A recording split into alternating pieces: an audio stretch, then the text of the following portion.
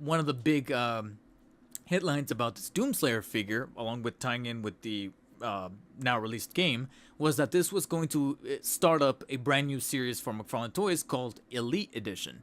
So what constitutes as Elite Edition? That was actually talked about during the McFarlane Toys Show this past Wednesday, was it? I believe it was Wednesday. So let me pull up the live stream, which was a pretty chunky show, even chunkier than goddamn Marvel Legends. And along here, they talk about the figure. And they bring on the photographer, who I actually saw. Well, they bring on Travis to talk about Elite Edition. To be fair, the Elite, what they talked about here, kind of just regurgitates what they kind of talked about on the Twitter account, which I can actually kind of showcase just a little bit right here. They kind of just said this again, which is that each Elite Edition figure is going to come with the cards, a common, uncommon, rare, and epic.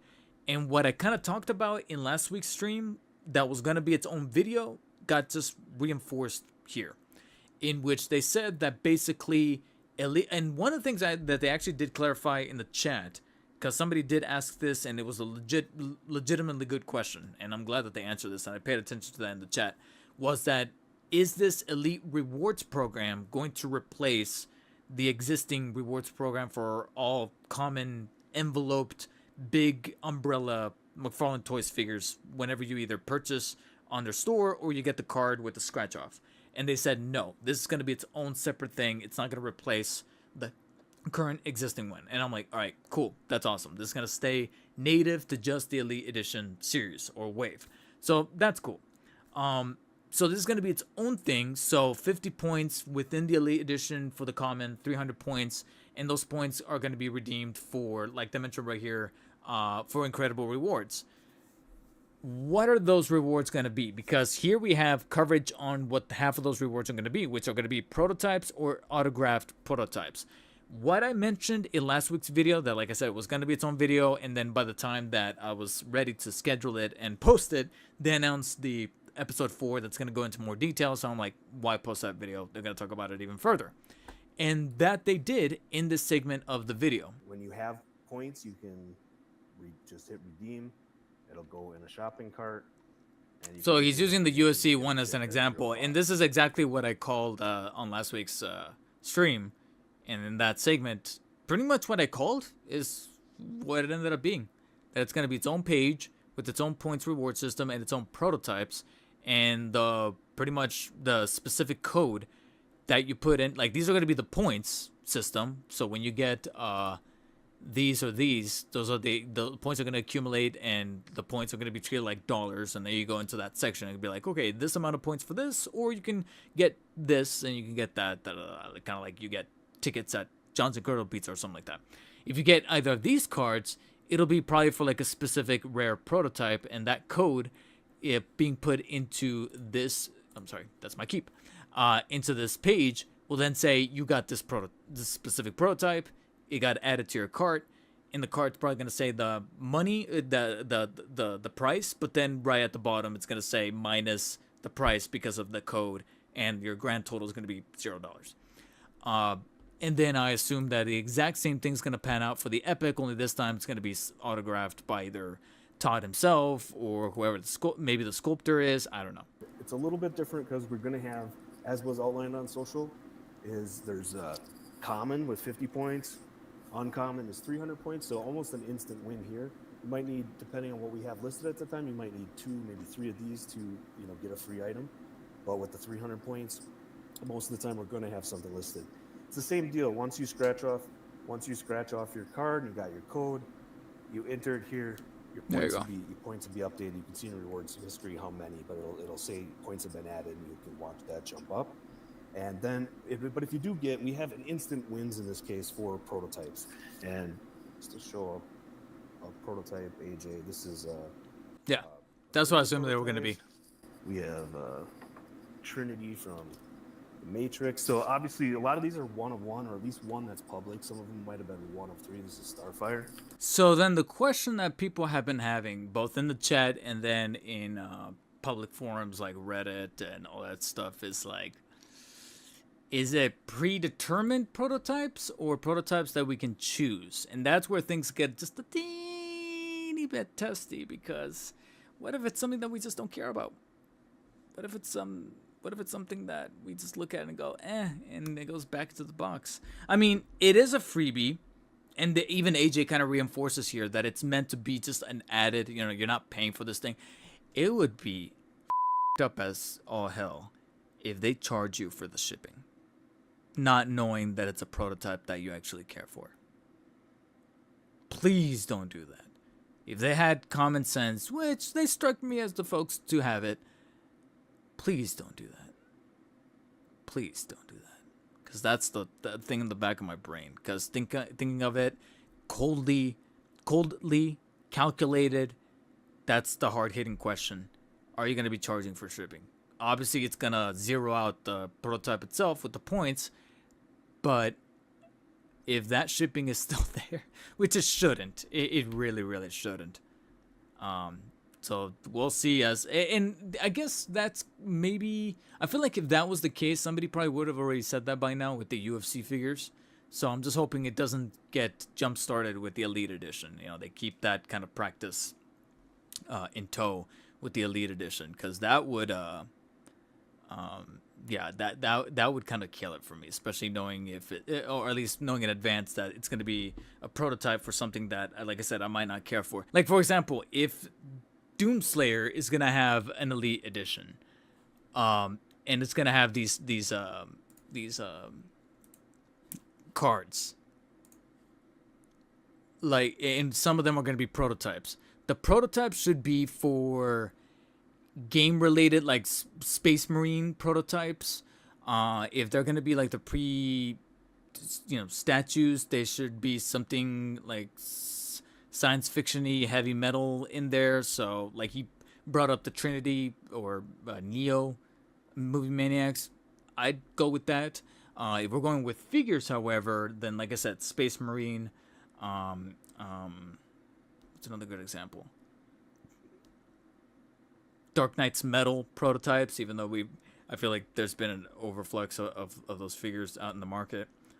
Like, keep the theme alive, keep the theme cohesive and joined with one another. So hopefully that doesn't become a problem. Well, we'll see how this gets implemented. But yeah, they touch base on the Elite Edition. Like I said, pretty self-explanatory. They kind of the way I talked about it last week is pretty much what they're kind of reinvigorating here. Like I said, they go over the site. That's where the field prototype is going to be, and it's going to tell you which prototype it's going to be.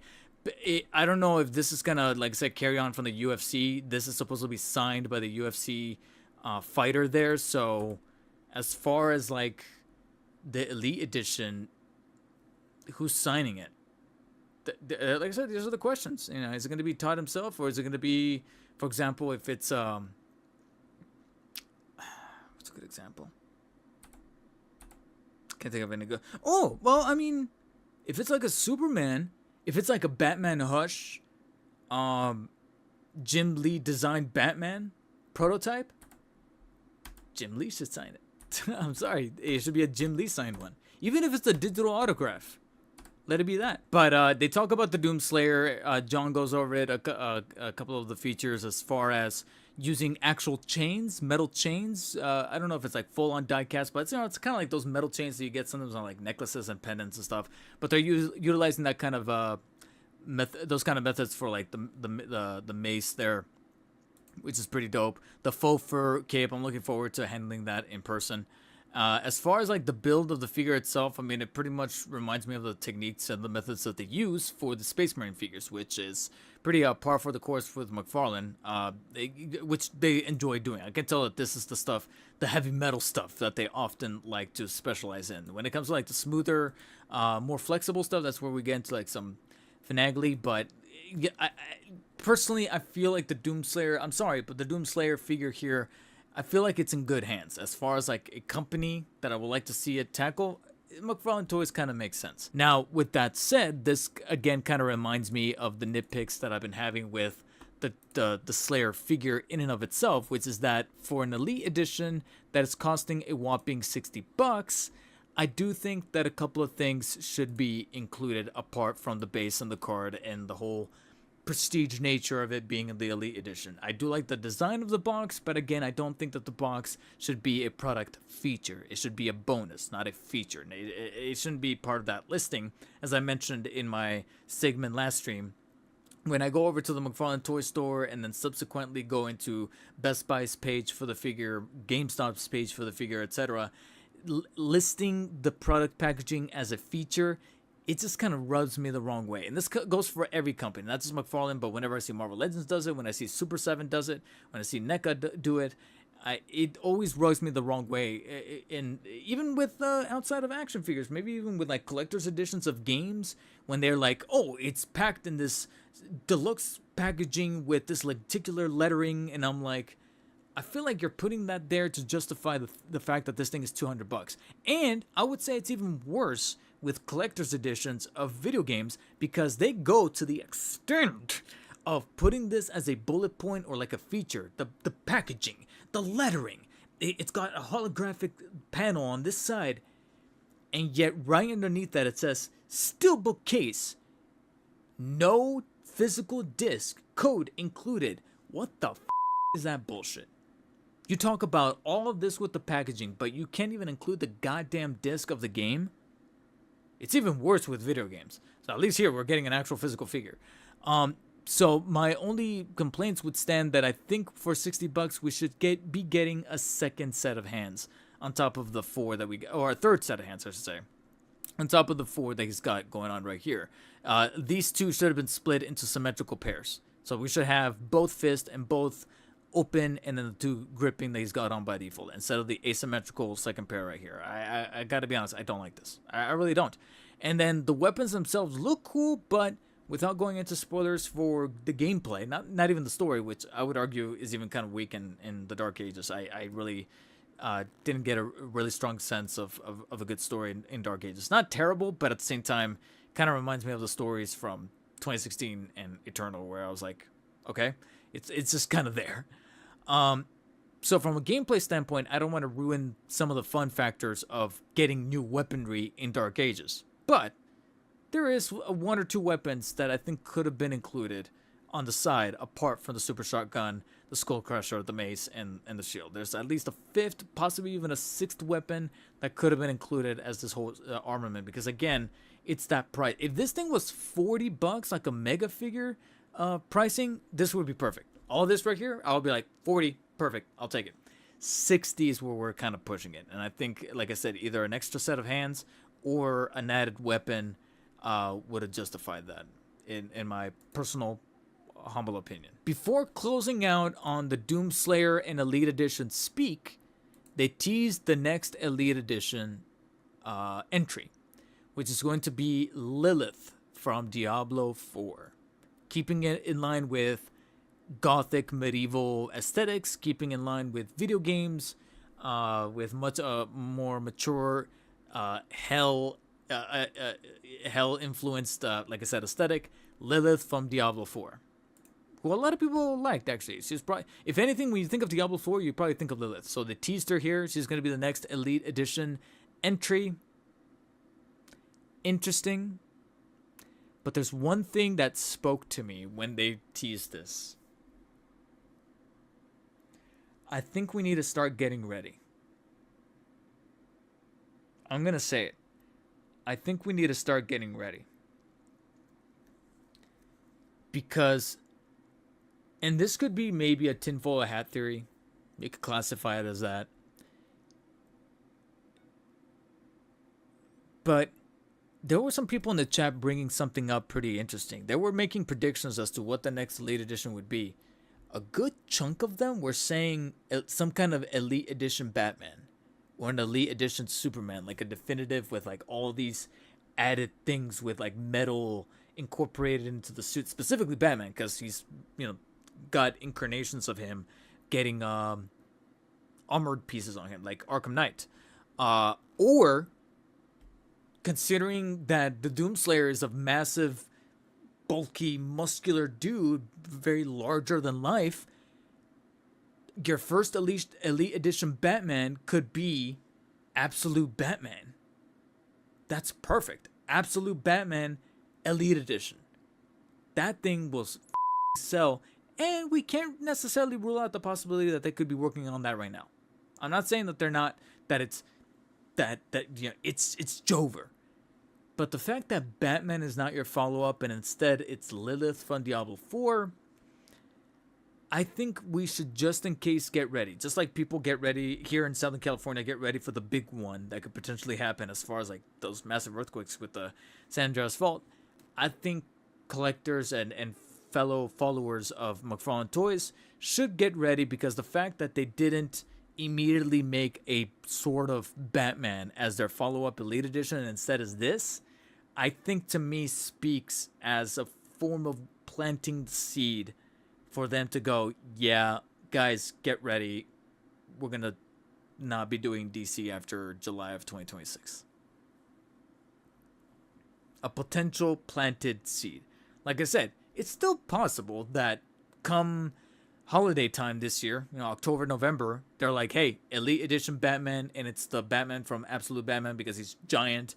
He's got, metal parts, huge sculpt on the body because it requires more allocation, $50-$60. It's got all these accessories. It's got the hooks that come out of here that are made. Yo, if he's got those things that he's got on his gauntlets and they're made out of metal, that would actually be pretty sick. You know what was not shown at WonderCon and came right out of the blue, and literally I was kind of like reclining a little bit like this, and instantly I went, is this goddamn Batmobile from DC Rebirth? Yeah. Just when I thought that the rest of the show was gonna be they showed that, and I'm like, god damn it. They pull me back in. This looks legitimately badass. I am digging this Rebirth Batmobile. I really do. And like you mentioned, I like the fact that it's blending some of the animated series with like the aesthetics from Rebirth within the comics. I'm like, yeah, I'm picking that up. That's a day one. I'm sorry. That's a day one.